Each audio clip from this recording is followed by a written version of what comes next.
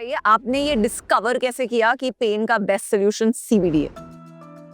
मैं एक business family को बिलोंग करता हूँ। मेरा फैमिली बिजनेस टेक्सटाइल्स का था, तो बिजनेस काफी अच्छा चल रहा था दैट टाइम। बट 2019 में मेरी आंट का कैंसर डायग्नोसिस हुआ एंड ब्रेस्ट कैंसर था। एंड कुछ टाइम बाद उनकी कीमोथेरेपी शुरू हुई। कीमो काफी अच्छा काम कर रही थी, बट उसके साइड इफेक्ट्स बहुत बुरे थे।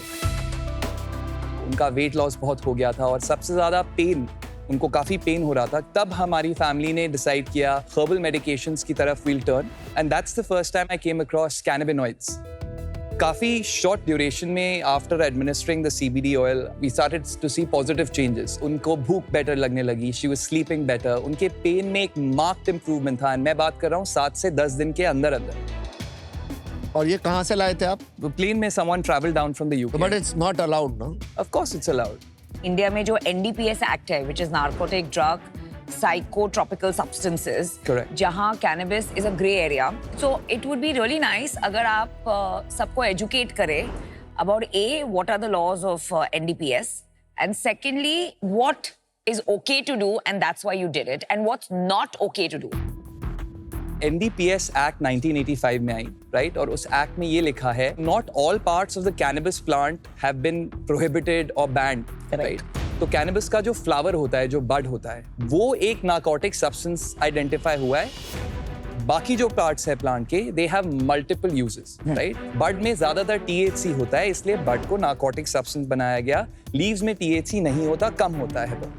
सो अगर आप मेडिसिनल प्रॉपर्टीज के बारे में बात कर रहे हैं, तो इंडिया में आप सिर्फ लीव्स को यूज कर सकते हैं। So that's what we use. जो लीव्स हैं हम स्टेट गवर्नमेंट से प्रोक्योर करते हैं, so they are licensed and they are standardised. Got it. हमारे 2 लाइसेंस हैं। एक मैन्युफैक्चरिंग लाइसेंस है जिसमें फॉर्मुलेशन का हर एक पार्ट अप्रूव होता है आयुष से, और सेकंड है free sale license that allows us to distribute across all states in India as a finish medication and also export. मेरे को बताइए, सीजन 1 में भी आई थी कंपनी, जब हमने इसके बारे में ज्यादा जाना था। हाँ जी। इंडियन हेम्प कंपनी, बट ये इतना मेन स्ट्रीम 5 साल हो गए, हुआ नहीं अभी तक।